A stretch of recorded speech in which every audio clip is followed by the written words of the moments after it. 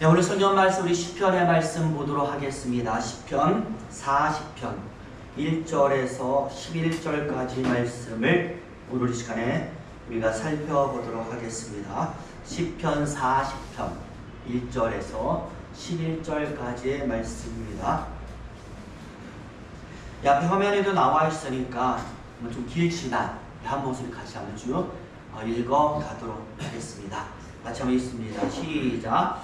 내가 여호와를 기다리고 기다렸더니 귀를 기울이사 나의 부르심을 들으셨도다.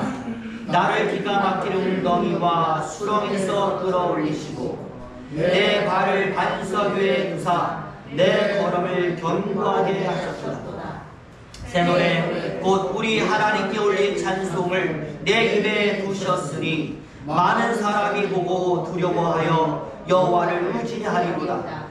여호와를 의지하고 교만한 자와 거짓에 치우치는 자를 돌아보지 아니하는 자는 복이 있도다. 여호와 나의 하나님이여, 주께서 행하신 기적이 많고 우리를 향하신 주의 생각도 많아 누구도 주와 견줄 수가 없나이다. 내가 널리 알려 말하고자 하나 너무 많아 그 수를 셀 수도 없나이다. 주께서 내 귀를 통하여 내게 들려주시기를 제사와 예물을 기뻐하지 아니하시며 번제와 속죄제를 요구하지 아니하신다 하시니라. 그때에 내가 말하기를 내가 왔나이다. 나를 가리켜 기록한 것이 두루마리 책에 있나이다. 나의 하나님이여, 내가 주의 뜻 행하기를 즐기오니 주의 법이 나의 심중에 있나이다 하였나이다. 내가 많은 회중 가운데서 의의 기쁜 소식을 전하였나이다. 여호와여, 내가 내 입술을 닫지 아니할 줄 주께서 아시나이다. 내가 주의 공의를 내 심중에 숨기지 아니하고 주의 성실과 구원을 선포하였으며 내가 주의 인자와 진리를 많은 회중 가운데서 감추지 아니하였나이다. 여호와여, 주의 긍휼을 내게서 거두지 마시고 주의 인자와 진리로 나를 항상 보호하소서. 아멘. 우리 11절까지의 말씀을 쭉 읽었습니다. 예, 할렐루야. 아멘. 오늘은 2024년 9월의 첫 번째 주일이기도 하지만 우리 믿음의 교회 15번째 생일입니다. 지나간 15년을 우리가 생각해 보면 감사라는 단어를 잊을 수가 없을 것입니다. 그리고 소망과 희망이라는 두 글자를 우리가 기대하게 되는 것이죠. 앞으로 더 잘 되리라. 왜냐하면 우리는 좌로 치우치지 않았잖아요.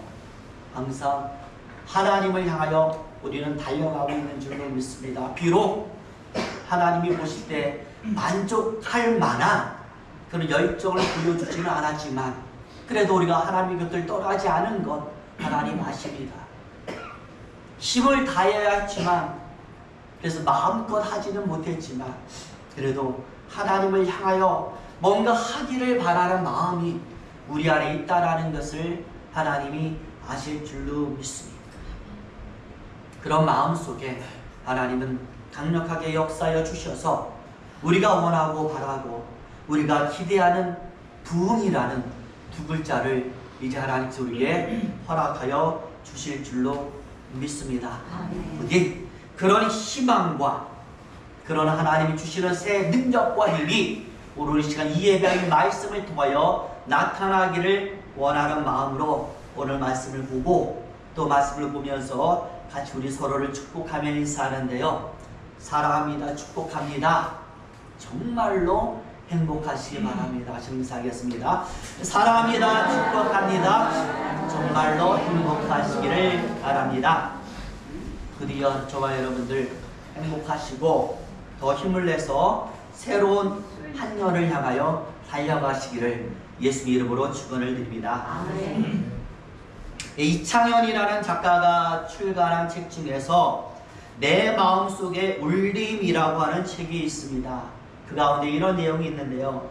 사람이 서 있는 위치에 따라서 그 사람의 인생의 모습이 결정됩니다. 예를 들어서요, 우리 주위에서 흔히 볼 수 있는 물건들이 참 많은데요, 우리 앞에도 TV가 하나 있잖아요. 이 TV가 말입니다, 고물상에 그냥 있으면 그냥 고물이에요. 그런데 우리 이렇게 교회 안에 있으면 하나님께 예배드리는 성물이 되는 것입니다. 또 백남준이라는 아티스트에게 있으면 이게 아주 대단한 작품으로 거듭나게 되는 것이죠. 또 여러분, 길거리에 널려있는 휴지 같은 종이들 쓰레기통에 있으면 그냥 쓰레기예요. 하지만 폐품을 수집하는 사람의 손에 있으면 이게 뭡니까? 돈이 되는 것이거든요. 마찬가지로 사람도 마이클 조던이나 이승엽이나 박지성이나 농구라든지 야구라든지 축구라든지 스포츠계에 있으면 스타지만 가정에 있으면 그냥 보통 사람이죠. 누구누구의 아들이며 누구누구의 아버지가 그의 위치가 되는 것입니다. 그래서 사람이든 물건이든 어디에 있는가, 무엇을 하는가, 누구를 만나는가, 어떤 사람의 손에 있느냐, 사람의 인생을 결정하는 아주 중요한 요소가 되는 것입니다. 여러분, 성경도 마찬가지죠. 분명히 말하기를 사람은 죄인이고 의인은 하나도 없다라고 단언하였기 때문에 어차피 모두가 죄인, 그 사람의 본질이 그 사람의 인생을 결정하기보다는, 왜? 본질은 죄인이니까. 그렇기 때문에 그 사람이 어디에서 무엇을 하며 어떻게 성장하느냐, 이것이 그 사람의 인생을 결정하는 중요한 요인이 될 것이니, 서 있는 자리, 활동하는 자리, 정령을 따르는 자리에 있으면 계속 죄인으로 사는 것이고, 말씀이 있는 자리, 예배가 있는 자리, 그리고 하나님께 기도하는 자리에 서 있으면 그는 성도가 되는 것입니다. 특히 저와 여러분, 우리가 지금 15주년 예배를 드리고 있지 않습니까? 제가 생각해 봤어요. 15주년 예배를 드리고 또 다른 1년 16주년을 향해 달려가는 우리가 지금 이 시점에서 그렇다면 과연 무엇을 해야 될까? 사람이 무엇을 하고 어디에 있느냐에 따라서 그 사람의 삶이 좌우된다면 우리 교회도 마찬가지잖아요. 저와도 마찬가지잖아요. 앞으로 이 16절을 향하여 달려나갈 때 어떤 모습으로 달려나가느냐에 따라서 우리의 미래도 달라지지 않겠습니까? 그래서 제가 말씀드립니다. 감사와 기도. 새로운 1년 16절이나 한 해에 달려가는 저와 여러분들이 지금 이 시간 이 자리에서 해야 하는 것은 바로 이 자리를 감사의 자리로 만들고 기도하는 자리로 만드는 것이라고 생각을 합니다. 그래서요, 무엇을 감사합니까? 라고 제게 물어본다면 여러분들을 위해서, 바꿔 말하면 나를 위해서 세상에 오신 예수님께 감사를 드리고요, 또 무엇을 기도합니까? 라고 제게 묻는다면 그 예수님의 권세를 하나님 나에게도 주옵소서라고 기도하면 될 줄로 믿습니다. 나를 있게 해주신 예수님, 그리고 그분의 능력, 이거면 끝 아니겠어요? 이것을 위하여 감사하고 이것을 달라고 기도하면 우리의 미래는 찬란하게 바뀌게 될 것입니다. 오늘 우리가 10편 40편을 읽었는데 이 10편 40편의 내용이 저는 바로 이것이라고 생각해요. 무엇이냐? 감사와 기도에 관한 내용. 그래서요, 오늘 이 10편을 잘 보시면 다윗의 시라고 기록이 되어 있습니다. 그리고 한 절 한 절 우리가 읽어보면 그동안 다윗의 여러 시와 굉장히 비슷한데 감사와 고백과 기도가 어우러져 있으면서 그것이 과거와 현재와 미래로 나누어서 시라는 글자로 노래되어서 읊어지고 있는, 그러니 저와 여러분, 오늘 본문에서 중요한 것들이 무엇일까요? 과거와 현재와 미래가 되는 거예요. 다윗의 과거는 어떠했고 다윗의 현재는 어떠했고 다윗의 미래는 어떠했길래 다윗이 이런 노래를 부르는가?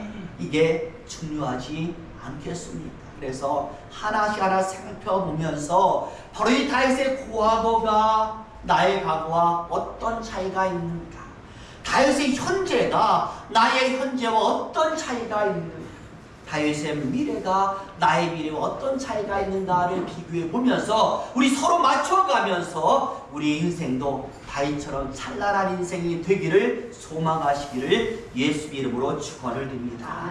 자, 그래서 하나 살펴보면요, 먼저 과거가 나오는데요, 1절과 2절이 과거의 내용이에요. 다윗이 자신의 과거를 고백합니다. 자신의 과거를 돌아보면서 하나님의 베푸신 은혜를 회상하며 고백하는 것이죠.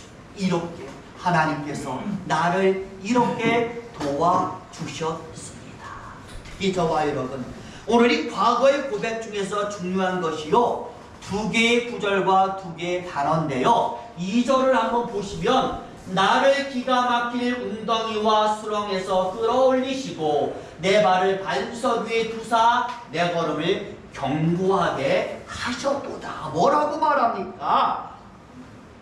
기가 막힐 웅덩이와 수렁이 다윗의 고개 과거 속에 있다라고 말하고, 그리고 견고하게 하셨다라는 과거가 다윗 속에 있다라고 말해요.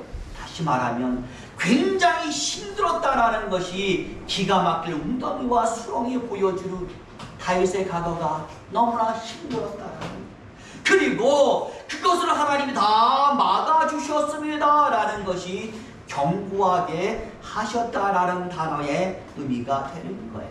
그런데요, 제가 오늘 말씀하고 싶은 것은요, 수렁 이것을 말하는 게, 어차피 과거는 다 어렵잖아요. 어렵지 않은 과거가 어디 있겠습니까? 중요한 것은 견고하다라는 단어인데, 이 견고하다라는 단어의 의미가 굉장히 독특하다라는, 예를 들어서요, 이 견고하다라는 말의 의미가 하나님이 나를 도와주셔서 그 어려움이 다 물러가서 나에게 다시 이런 어려움이 없습니다 라는 의미가 아니라, 계속적으로 다윗이 어려워요.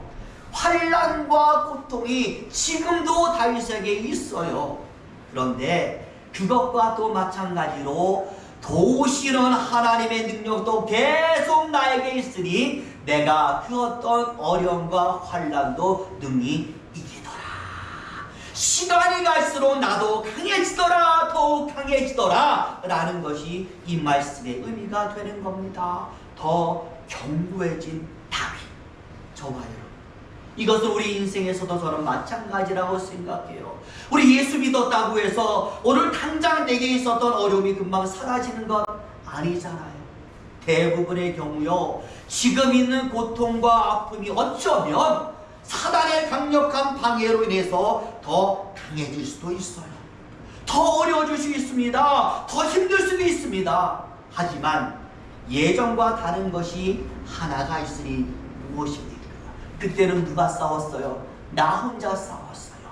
그런데 이제는 내가 성도가 되었기 때문에 나와 함께 싸워주는 분이 있습니다. 그리고 이 어려움과 아픔 속에서 나에게 더해지는 또 하나의 능력도 있습니다. 바로 그것이 저와 여러분에게 있다라는 것, 이것 아니겠습니까? 하나님의 힘과 능력, 예전에는 없었던 하나님의 힘과 능력이 이제는 나에게 있기 때문에, 바로 이것 때문에 나는 뭐하더라? 이기더라. 예전에는 계속 쳤는데, 그 어려움 속에 빠져들어가서 계속 부러움 속에서 헤맸는데, 이제는 하나님이 함께 하시니까 그것을 이겨내더라. 하루하루 더 나도 강해지더라. 세상은 바로 이것을 무엇이라고 말합니까? 성도의 능력이라고 말한 줄로 믿습니다. 더 강한 하나님의 사랑, 결코 쓰러지지 않는 하나님의 사랑, 이게 바로 다윗의 과거가 된 거예요. 그런데 여러분 가만히 살펴보니까 이게 나의 과거였습니다. 여러분의 과거 아닙니까? 정말 어려웠잖아요. 어려울만 많습니까? 근데 지금 보니까 다 이겨냈어요. 다 거쳐갔어요. 누가 그렇게 만들어줬을까요? 그때는 몰랐지만 지금은 알잖아요. 하나님의 은혜였다. 그래서 나는 강해졌다라는 것이 저와 여러분의 과거 아니겠습니까? 그러다 보니 두 번째로 다윗의 현재, 이렇게 강해진 자신을 보면서 하나님께 드리는 감사가 나오는 것, 이것이 바로 시편에 나오는 모든 다윗의 현재가 되는, 오늘 본문도 마찬가지입니다. 3절에서 10절까지 감사의 내용이 나오는데, 혹시 여러분들 제가 맨날 감사하세요라고 말할 때 뭘 감사하지 잘 모르시는 분이 있다면 오늘 본문 다윗의 감사를 보면서 이게 감사구나라는 깨닫고 이렇게 감사 한번 해보세요. 오늘 다윗은요, 첫째로 노래를 부르고 있습니다. 하나님께 찬송을 하는 거예요. 감사할 때마다, 기쁠 때마다 하나님의 이름을 부르면서 하프를 타면서 노래를 불렀어요. 노래로서 우리 역시 하나님께 감사한 마음을 표현할 수 있어요. 그냥 하나님께 감사합니다 이렇게 안 해도요, 감사할 때마다 하나님을 향한 찬양을 올리면 하나님은 아십니다. 요 녀석이 내게 지금 노래를 하는구나, 내게 고맙다고 표현하는구나, 하나님이 아십니다. 여러분들, 세상의 노래 하나 부를 때 찬양한 두 개를 부르시기를 예수님 이름으로 축원을 드립니다. 이제 두 번째는 순종인데요, 하나님 말씀에 순종하는 모습으로 우리는 또한 감사한 마음을 하나님께 표현할 수가 있어요. 특히 여러분, 오늘 본문에 성경이 순종, 또 하나님께서 우리에게 순종을 강조할 이유가 오늘 본문에 나와 있습니다. 8절 말씀 같이 읽어볼까요? 8절 보여주시죠. 같이 있습니다. 시작. 나의 하나님이여, 내가 주의 뜻 행하기를 즐기오니 주의 법이 나의 심중에 있나이다 하였나이다. 아멘. 다윗이 순종했더니 여러분, 그의 마음에 뭐가 새겨졌어요? 주의 법, 말씀이 생겨서 심장에 새겨지더라. 중요하지 않습니까? 우리가 성경 보면 성경이 말하기를 하나님의 말씀을 우리 심령 속에 새겨야 합니다 라는 말씀 너무나 많이 하는데 우리는 몰라요. 어떻게 해야 하나님 말씀이 내 심령에 새겨질지 몰라요. 그런데 오늘 성경에 보니까 나오잖아요. 외우라고요? 아닙니다. 외운다고 새겨지는 것이 아니라 하나라도 더 그 말씀을 순종할 때 순종한 그 말씀이 우리 심령에 새겨진다고 다윗이 말씀을 해요. 새겨지면 영원히 지워지지 않잖아요. 지워지지 않으면 그 지워지지 않는 하나님의 말씀이 영원히 내 삶에서 능력으로 나타나는 것 아니겠습니까? 부디 여러분, 순종함으로 감사하시고 순종함으로 하나님 말씀을 심령에 새기시기를 예수님 이름으로 축원을 드립니다. 제가 살아보니까 그래요. 새겨지는 말씀 중에 내가 살더라고요. 그때는 다 잊어버렸는데요, 어려울 때 생각나는 말씀이 예전에 순종했던 말씀이에요. 예전에 다 살펴봤던 말씀이에요. 걱정하지 마세요. 어떤 분들이 말합니다. 목사님 설교 들었는데요, 집에 가면 다 잊어버려요. 걱정하지 마세요. 성령 하나님이 함께 하시면요, 생각나게 해주신 줄로 믿습니다. 그게 성령 하나님께서 계시는 목적 아니겠습니까? 걱정하지 마시고 말씀 많이 보시고 순종하시기를 예수 이름으로 축원을 드립니다. 자, 그 다음에 이제 세 번째가 전도하는 것인데 9절과 10절에 나와요. 전하였습니다 라고 말합니다. 어떤 사람이 이런 말을 했어요. 생각도 행동도 습관이 됩니다. 좋은 생각을 하기 원한다면 자꾸 좋은 말, 좋은 언어와 우리가 접촉을 해야 된다라는 것. 그렇잖아요. 욕도요, 사람이 처음부터 욕하는 게 아닙니다. 욕을 들으니까 욕이 나오는 거예요. 안 들으면 욕이 안 나옵니다. 모르는데 어떻게 욕이 나오겠어요? 자꾸만 듣고 하는 걸 보니까 욕이 나오는, 마찬가지. 좋은 언어도 자꾸만 들으면 좋은 언어가 나오게 된, 마찬가지겠죠. 좋은 행동을 하기 위해서는 좋은 행동을 자주 보는. 그래서요, 아이는 부모를 따라 행동한다는 게 그거예요. 아버지가 하는 모습 계속 보는 이유가 뭐냐면 보는 대로 행하기 때문에. 그러므로 저와 여러분, 세상 속에 하나님과 관련된 것이고 좋지 않은 것이 어디 있겠습니까? 저는 성경 말씀보다 더 좋은 이야기, 더 깊은 감동, 더 따뜻한 언어는 없다라고 생각을 합니다. 오늘 다윗이 이야기한 감사의 모습, 부디 이것을 이제 저와 여러분이 습관화하시기를 바랍니다. 그래서 습관화한 그것이 바로 우리 삶을 통하여 나타나서 하나님을 기쁘게 하는 그런 믿음의 교회 성도들이 되시기를 예수 이름으로 축원을 드립니다. 이제 마지막으로 다윗의 미래인데요, 11절에서 17절까지 쭉 나와 있습니다. 그동안 우리가 살펴본 다윗의 시와는 상당히 다른 모습이 보여요. 우리 생각합니다. 과거가 어땠어요? 하나님의 은혜로 가득 찼습니다. 그래서 강해진 나를 보면서 지금 뭐예요? 감사를 드리고 있으면 미래에 대한 모습은 뭘까요? 희망과 소망이 넘쳐야 되는데 자신의 미래를 회상하는 다윗의 모습을 보니까 어떻게 되어 있어요? 현재와 다를 바가 없고 과거와 다를 바가 없어요. 소망이 있는 게 아니라 11절부터 쭉 내용을 보면은 여전히 하나님께 뭐래요? 고통을 호소합니다. 도움을 요청합니다. 하나님이여 은총을 베푸소서, 구하소서, 속히 도와소서. 저와 여러분, 다윗의 미래가 다시 어두워진 것일까요? 왜 이런 변화가 나타났을까요? 답은 하나입니다. 따라서 해볼까요? 다윗은 여전히 이 세상에 살고 있기 때문에 굉장히 중요하죠. 솔직히 저와 여러분, 우리가 살고 있는 이 세상은 유토피아가 아닙니다. 하나님이 약속한 천국이 아닙니다. 여전히 사단이 공중권세 잡고 있고 우리를 힘들게 하는 환경이 널려 있습니다. 사단이란 놈도 우리가 무탈하게 그냥 살도록 내버려 두지는 않습니다. 그러니 과거에는 은혜가 넘치고 현재는 감사가 넘치는 생활을 하고 있지만 내일은 또 달라질 수 있는 것이 실제 우리가 살고 있는 세상이 되는 것이죠. 그러니 저와 여러분, 이런 미래를 보며 다윗이 무엇을 할 수가 있겠습니까? 기도밖에 없다. 하나님, 내 미래도 은혜가 넘치게 하소서. 내 미래도 감사가 넘치게 하소서. 이 삶이 변하지 않고 영원히 하나님과 같이 하게 도와달라고 나는 지금 내 미래를 위하여 기도하겠습니다 라고 그렇게 다윗의 미래를 다윗은 기도로 채워가고 있는 저와 여러분, 성도의 미래에 뭐가 필요하다는 것일까요? 기도인 줄로 믿습니다. 솔직히 우리가 하나님 나라에 가는 그날까지 하나님의 은혜가 끊어져서는 안 되는 것 아니겠습니까? 그런데 이 은혜가 무엇을 통하여 우리 삶에 오는가? 분명히 예수는 말씀하셨어요. 구하라, 두드려라, 그리고 찾으라. 그게 뭡니까? 하나님의 이름을 부르라는 것이고 그것은 곧 기도인 줄로 믿습니다. 오늘의 나의 기도가 내 미래를 밝게 만든다라는 것을 다윗은 알았기 때문에 지금 기도하는 겁니다. 내일을 위해 나는 기도한다. 제가 인터넷에서 이런 시를 하나 읽었거든요.